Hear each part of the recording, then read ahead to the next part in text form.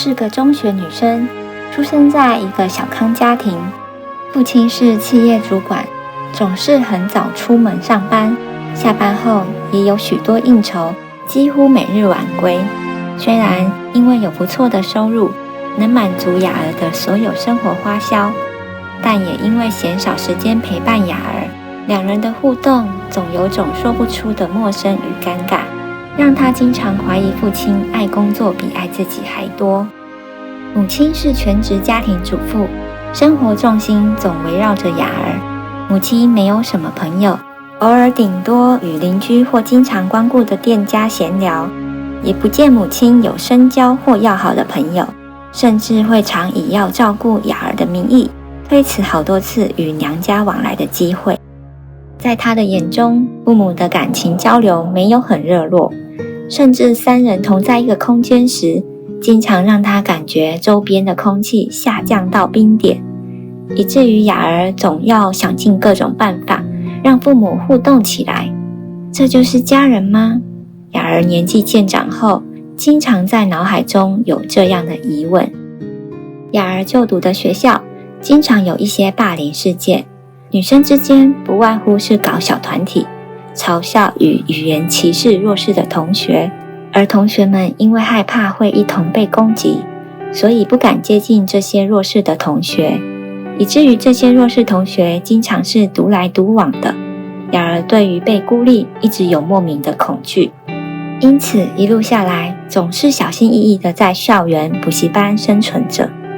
为了自保，也加入了班上某群女孩们组织的小团体。小团体经常一起活动，虽然几乎都做一些无意义的事，但做什么都总是有人唤她，让雅儿感觉自己是被需要的，不是被嫌弃排斥的，这能让她安心许多。只是这些连自己都无法理解的心思，当然也从未跟家人提起过，也没有人真正关心过。中学3年级课业变得繁重，总是怕自己不优秀而与父亲的距离拉远的雅儿，一向成绩名列前茅，这一天因为测验成绩不理想，被导师留下来关切，因而让落单的雅儿必须独自前往补习班。今天的补习班安排了分组竞赛的小游戏，比赛进行了2轮，雅儿才姗姗来迟。来到自己与小团体的座位旁时，小团体中的大姐头本想缓和雅儿被班导留下来的紧张气氛，笑着说：糟糕，我们都有组别了，哈哈，你是多余的。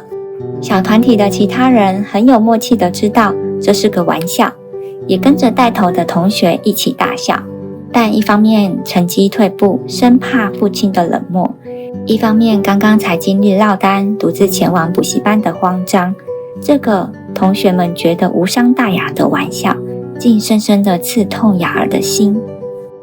一瞬间，雅儿的情绪荡到最深最深的谷底。这一晚补习班欢乐的竞赛小游戏，雅儿根本无法融入其中，纵使有人提醒大姐头，雅儿似乎有点不对劲，但姐妹那么久了，大姐头只觉得雅儿反应过度，不体贴她的心思，觉得为这种小事道歉太没面子了。这一夜，这个疙瘩没有被处理，小团体的聊天群组也特别安静，谁也不知道该如何打破补习班发生的尴尬。或许一觉醒来就恢复往昔了吧，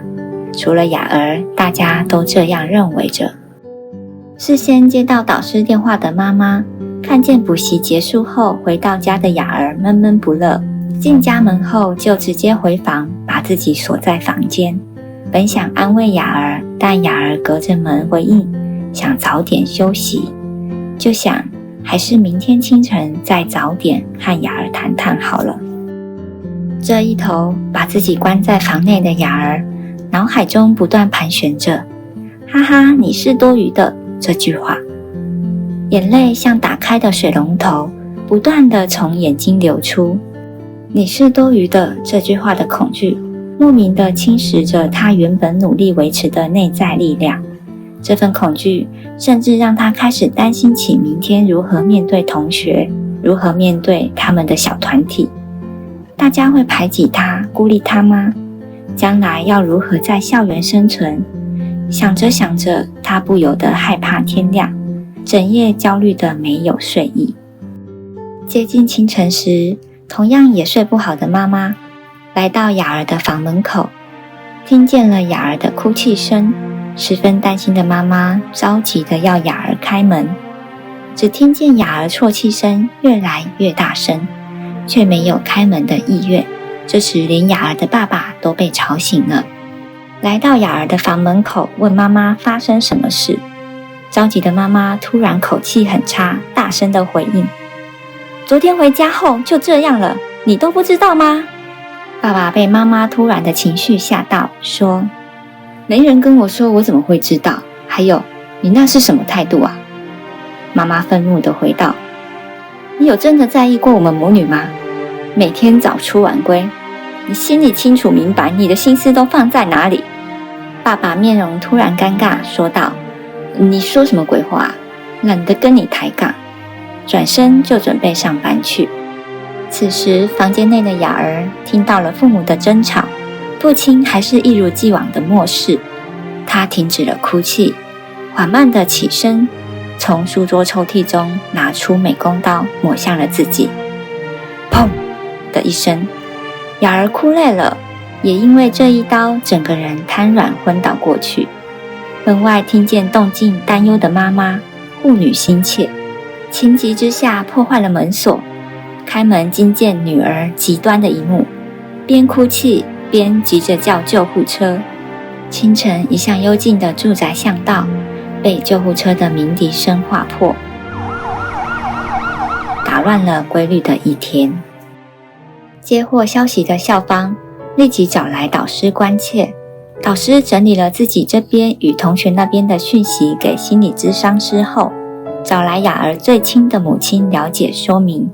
只见雅儿的妈妈先是惊讶，随后愧疚地低下头哭泣，娓娓道来藏在她心中好多年的秘密。当年因为挡不住雅儿爸爸的追求，很早就步入婚姻。他说他养家，我专心当好太太、好妈妈就好，所以就辞去工作跟着他。结婚多年，因为体质的关系很难怀孕，我们找遍各种方法，好不容易怀上雅儿。雅儿爸爸看我身体比较弱，舍不得我做家事，问我要不要找人来家里帮忙家务，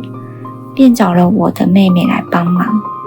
她住我们家，吃我们家，最后还和雅儿的爸爸好上了。当时雅儿在肚子里已经9个月，当下的我太痛心，但雅儿就要出生了，我的内心非常挣扎。只要想起丈夫与妹妹的背叛，就会止不住眼泪。当承受不住这样的情绪，想了解自己的生命时，就会跟肚子里的雅儿说：你是多余的，来到这个世界，没有人会在乎你的。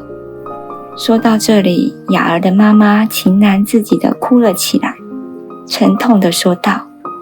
雅儿，是妈妈对不起你啊。在雅儿的母亲没有坦诚自身的创伤前，很多人都误以为只是雅儿青春期的叛逆过激了。而经过雅儿的极端事件，她的母亲才正视自己的问题。她也因为妈妈的坦诚，了解自己害怕不被需要的真正原因，也因为了解而面对，然后因为试着疗愈自己而渐渐释然。一个家庭中，夫妻2人才是主角，孩子只是反映夫妻问题的镜子。雅儿的故事由真实故事改编，我们不去猜想未来，只愿看到故事的每个人都能以正面积极的态度，迎面自身要面对的创伤，并疗愈自己。祝福所有想让自己更好的朋友。